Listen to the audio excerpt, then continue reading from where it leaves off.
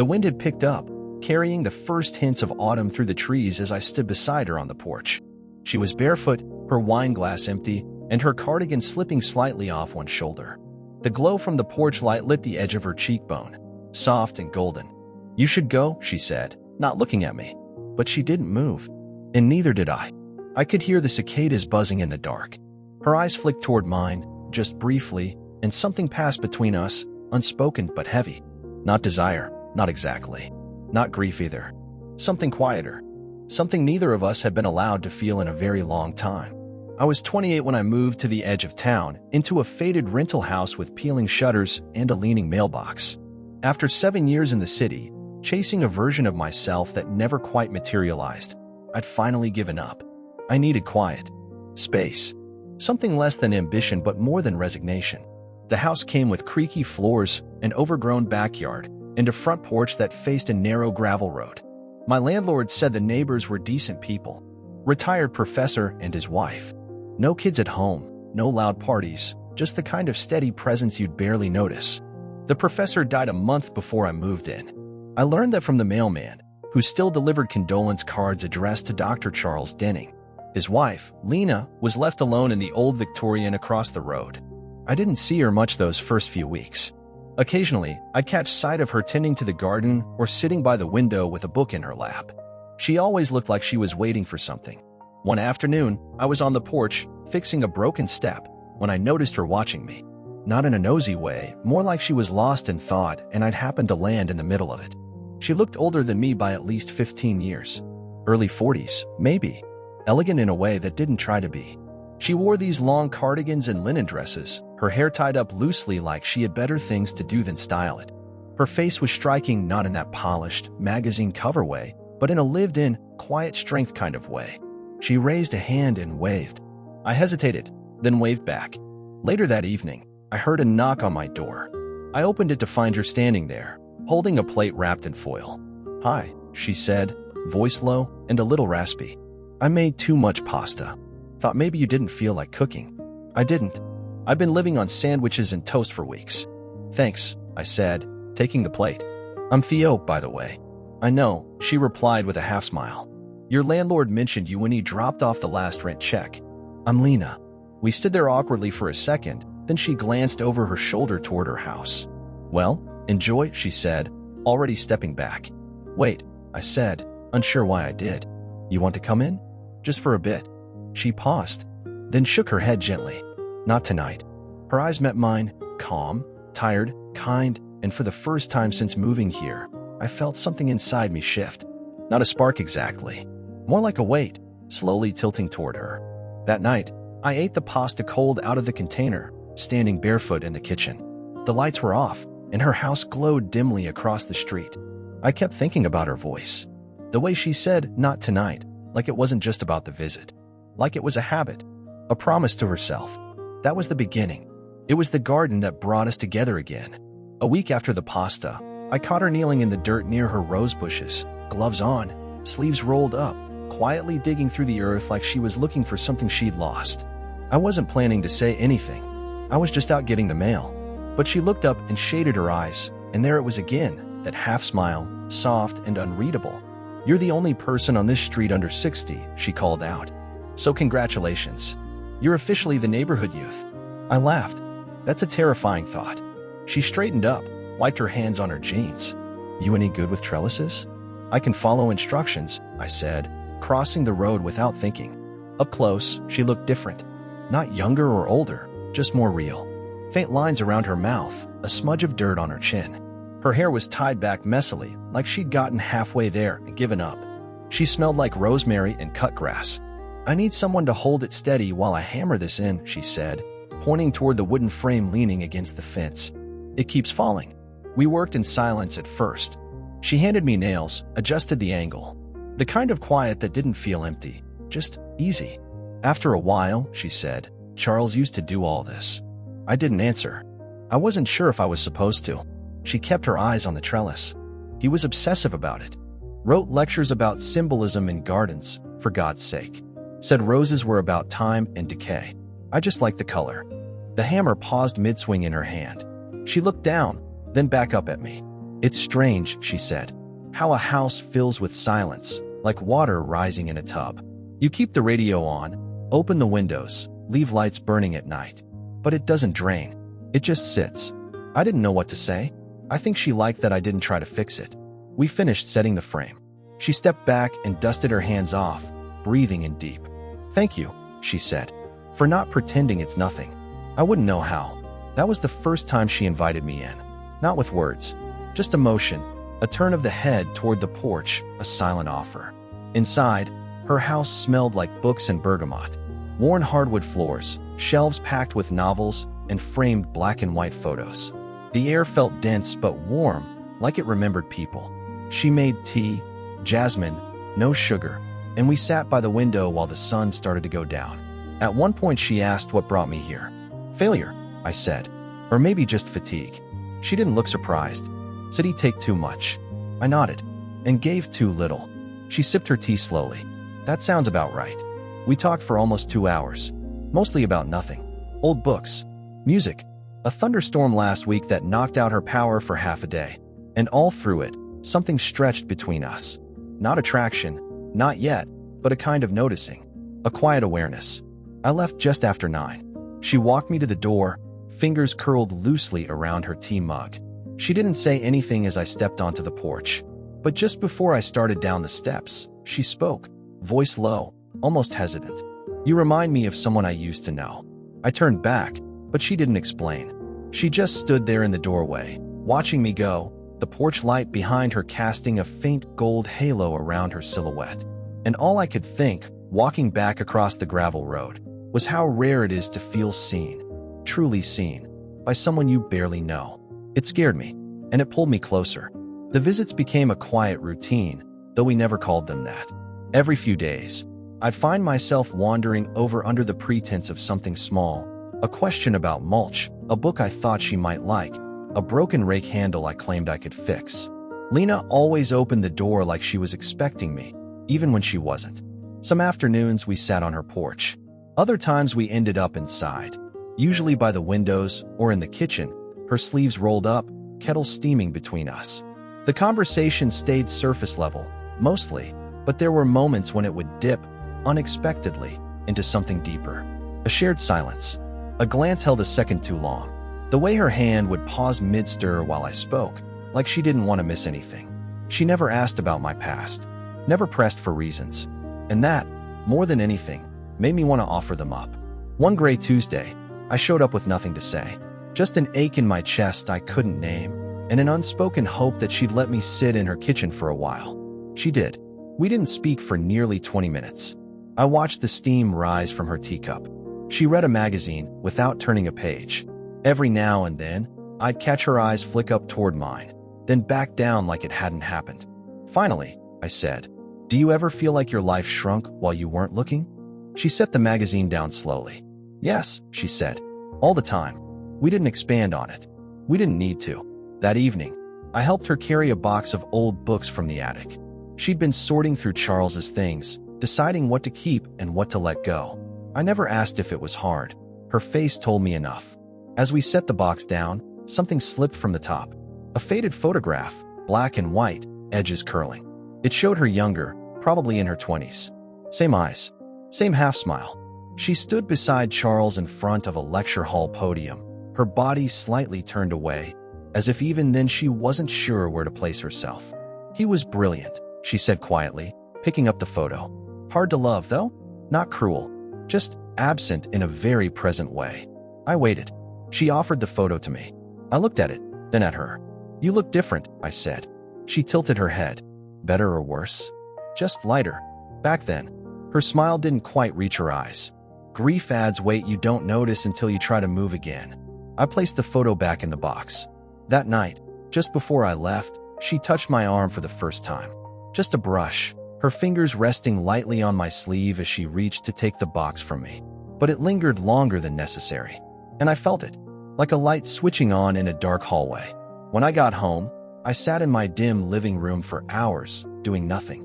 Just thinking about the way she moved around her house, the shape of her silences, the way my chest tightened when she stood too close.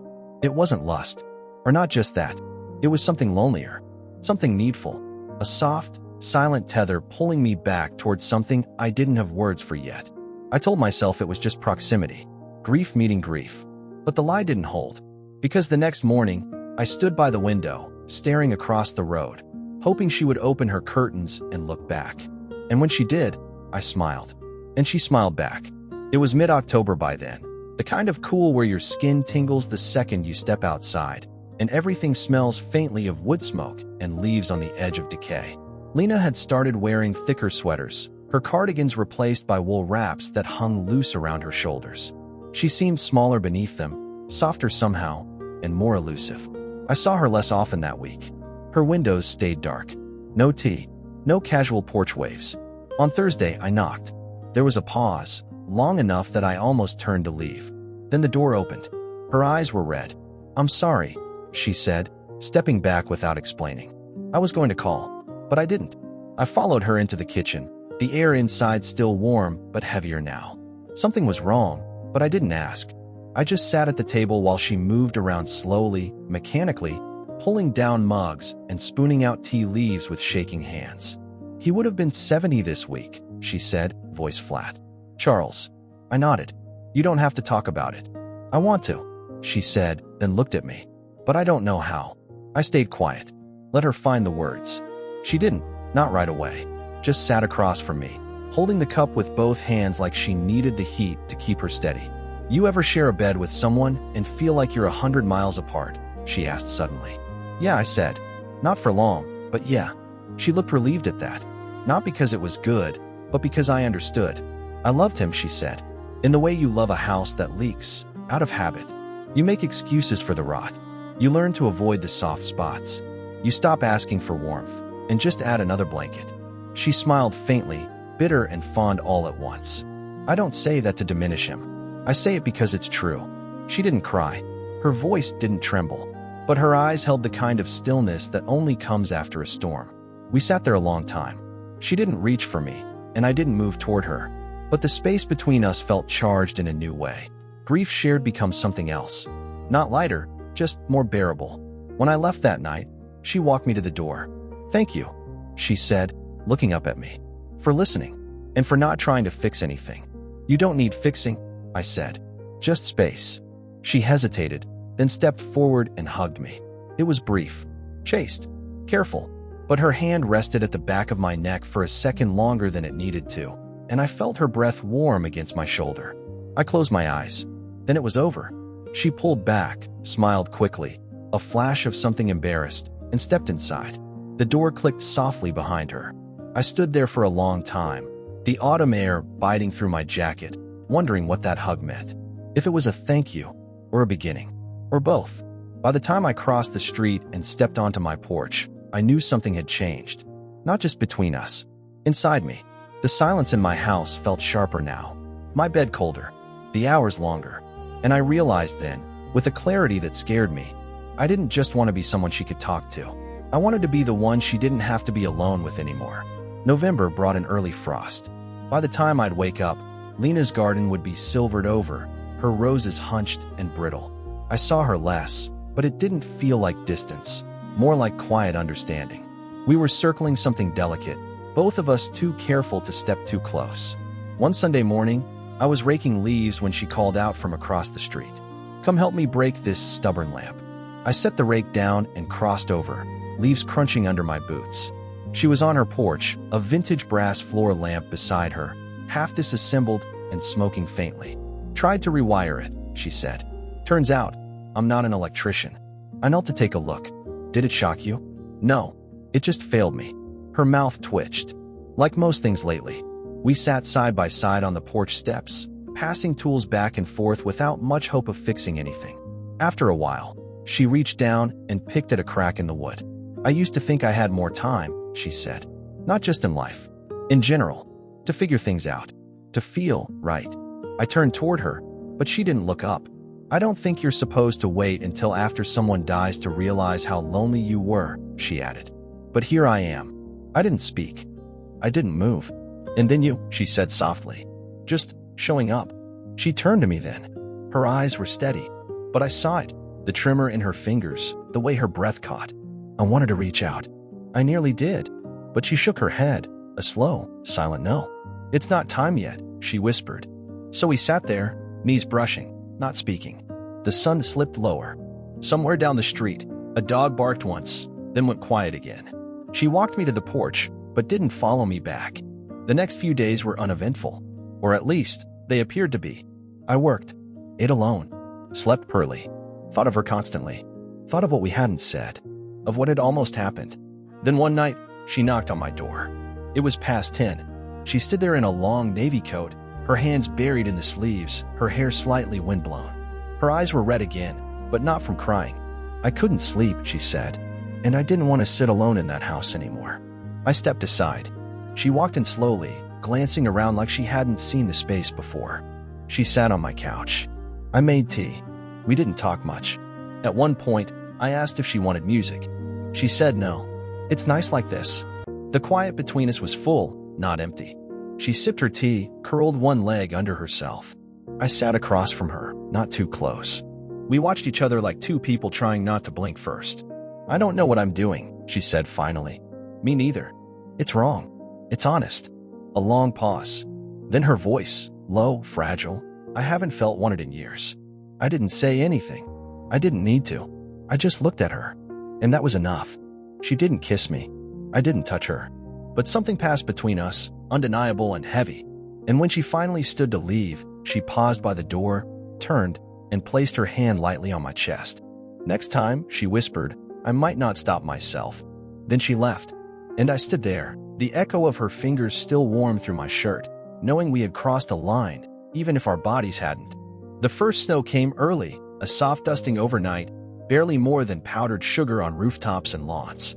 I woke to the stillness that only snow can bring, the whole street wrapped in white and silence. From my window, I could see Lena's porch light glowing dimly in the morning fog. I didn't see her that day, or the next. On the third morning, I left a note in her mailbox. Tea? When it feels right. She didn't reply. I told myself to leave it be. That what had happened, or almost happened, was enough.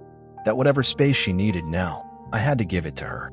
Still, every evening, I found myself glancing toward her windows. Just once. Just in case. It wasn't until a week later that I heard the knock. I opened the door to find her standing there again, the same coat, the same quiet. Hi, she said, voice raw. Hi. She stepped inside, slowly, deliberately, her eyes not leaving mine. She looked exhausted, but beautiful in that way people are when they stop pretending they're fine. I've been thinking, she said, as I handed her a mug of tea. She didn't drink it, just held it between her palms like a peace offering, about what we are, or aren't. I sat down across from her. Okay. She nodded, eyes on the steam rising from her cup. There's a version of this where we pretend we never felt it. And maybe that's the safer one. The kinder one. She paused, looked up, her voice softened. But then there's this other version, where I let someone see me, where I stop performing grief the way people expect me to. I swallowed. My throat felt tight. And maybe it doesn't last. Maybe it's too complicated. Maybe it's selfish. She shrugged slightly. But I'm tired of quieting myself for other people's comfort. I didn't speak. I wanted her to finish. She stood then, stepped closer, and sat on the couch beside me. Close, but not touching. You were a surprise, she said. A quiet one. The kind that takes root slowly. I turned toward her. You don't have to explain. Her eyes were shining, not with tears, but something gentler. Warmer. I want to, she whispered. Then, without fanfare, without ceremony, she reached for my hand. Just that. Fingers interlacing, soft and steady. I held her gaze. I didn't pull away. And that was the moment, not a kiss, not a confession, but a choice. A subtle, quiet claim between two people who had spent too long unspoken. We sat like that for a long time, her head eventually resting on my shoulder, my thumb brushing the back of her hand. No promises, no future plans, just the present, honest, flawed, and human. Later, when the snow started falling again, she stood to leave. I don't know what this is, she said, pulling on her coat, but I'd like to find out. I walked her to the door. Before she stepped out, she turned to me, eyes calm, no fear in them now. Me too, I said. She smiled, soft and a little sad, like she knew we were walking a line that didn't promise anything, but still mattered. And I stood there long after she left, the snow settling around my feet, heart full in a way I hadn't expected. Not because we had found something perfect, but because we had chosen to be seen.